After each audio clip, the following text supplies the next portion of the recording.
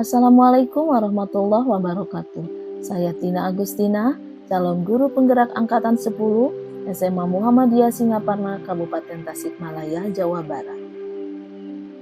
Pada kesempatan ini saya akan memaparkan koneksi antar materi modul 2.1 tentang pembelajaran berdiferensiasi. Pembelajaran berdiferensiasi adalah usaha guru untuk menyesuaikan proses pembelajaran di kelas dalam memenuhi kebutuhan belajar individu murid. Langkah untuk melaksanakan pembelajaran diferensiasi yang pertama yaitu memahami tujuan pembelajaran, mengetahui dan merespon kebutuhan belajar murid, menciptakan lingkungan yang mengundang murid untuk belajar, melakukan manajemen kelas yang efektif, dan melakukan penilaian yang berkelanjutan. Kita dapat mengkategorikan kebutuhan belajar murid paling tidak berdasarkan 3 aspek. Yang pertama, kesiapan belajar murid atau readiness. Yang kedua, minat murid. Dan yang ketiga, profil belajar murid. Kesiapan belajar atau readiness adalah kapasitas untuk mempelajari materi, konsep, atau keterampilan baru. Untuk menentukan tingkat kesiapan murid dapat diadaptasi dari alat equalizer, yaitu bersifat mendasar ke bersifat transformatif, konkret ke abstrak, sederhana ke kompleks, terstruktur ke terbuka, tergantung atau dependen ke mandiri atau independen, dan lambat ke cepat. Minat merupakan suatu keadaan mental yang menghasilkan respon terarah kepada suatu situasi atau objek tertentu yang menyenangkan dan memberikan kepuasan diri. Minat sebenarnya dapat kita lihat dalam 2 perspektif. Yang pertama, sebagai minat situasional, dan yang kedua, minat juga dapat dilihat sebagai sebuah kecenderungan individu untuk terlibat dalam jangka waktu lama dengan objek atau topik tertentu. Profil belajar mengacu pada cara-cara bagaimana kita sebagai individu paling baik belajar.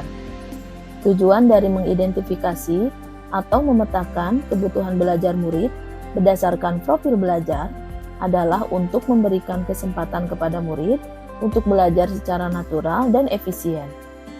Profil belajar murid terkait dengan banyak faktor, diantaranya preferensi terhadap lingkungan belajar, pengaruh budaya, preferensi gaya belajar, yaitu visual, auditori, dan kinestetik, serta preferensi berdasarkan kecerdasan majemuk atau multiple intelligence.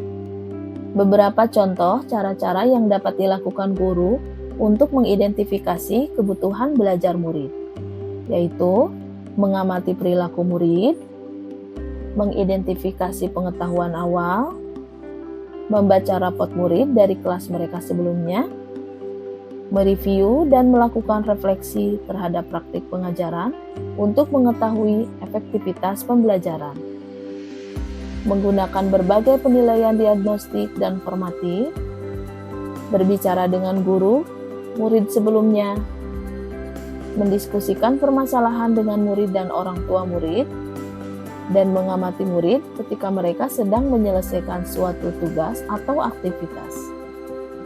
Pembelajaran diferensiasi dapat dilakukan melalui strategi yang pertama, diferensiasi konten, yang kedua, diferensiasi proses, dan yang ketiga, diferensiasi produk. Diferensiasi konten. Konten adalah apa yang kita ajarkan kepada murid. Konten dapat dibedakan sebagai tanggapan terhadap kesiapan belajar, minat, dan profil belajar atau juga kombinasi ketiganya. Diferensiasi proses.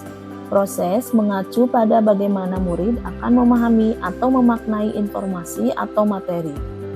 Proses apa yang perlu disiapkan, mandiri atau kelompok, berapa banyak jumlah bantuan, siapa saja yang perlu banyak dibantu, dan siapa yang cukup diberikan bantuan dengan pertanyaan pemandu. Cara diferensiasi proses bisa dilakukan dengan kegiatan berjenjang, pertanyaan pemandu atau tantangan, membuat agenda individual, memvariasikan lamanya waktu, mengembangkan kegiatan bervariasi, menggunakan pengelompokan yang fleksibel. Diferensiasi produk. Tagihan apa yang kita harapkan dari murid? Hasil pekerjaan atau unjuk kerja yang harus murid tunjukkan dalam bentuk karangan, tulisan, hasil tes, atau pertunjukan, presentasi, pidato, rekaman, diagram, dan lain-lain. Bagaimana cara diferensiasi produk?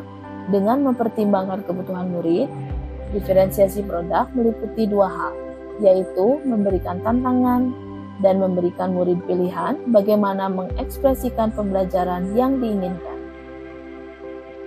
Keterkaitan materi antara modul pembelajaran berdiferensiasi dengan modul sebelumnya, yaitu modul 1.1 Filosofis Pendidikan Nasional Ki Hajar Dewantara, modul 1.2 Nilai dan Peran Guru Penggerak, modul 1.3 Visi Guru Penggerak, modul 1.4 Budaya Positif, dan modul 2.1 Pembelajaran Berdiferensiasi.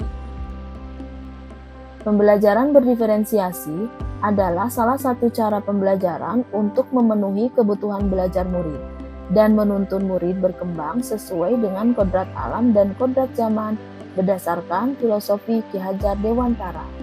Dalam proses menuntun, guru harus selalu berpikir dari pertanyaan apa yang murid butuhkan dan apa yang bisa saya lakukan agar proses belajar menjadi lebih baik, sehingga guru mampu memunculkan motivasi murid untuk belajar dan mendidik karakter yang baik di sekolah.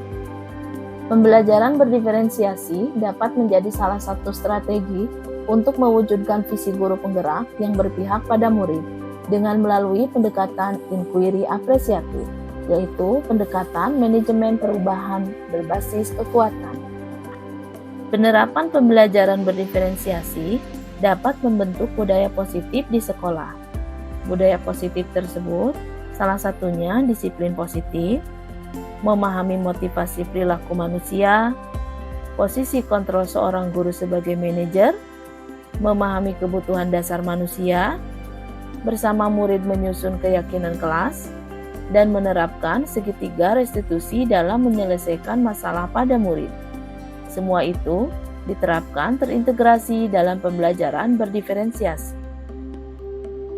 Demikian pemaparan dari saya. Terima kasih. Semoga memberi manfaat dan menginspirasi. Salam guru penggerak, tergerak, bergerak, menggerakkan. Wassalamualaikum warahmatullahi wabarakatuh.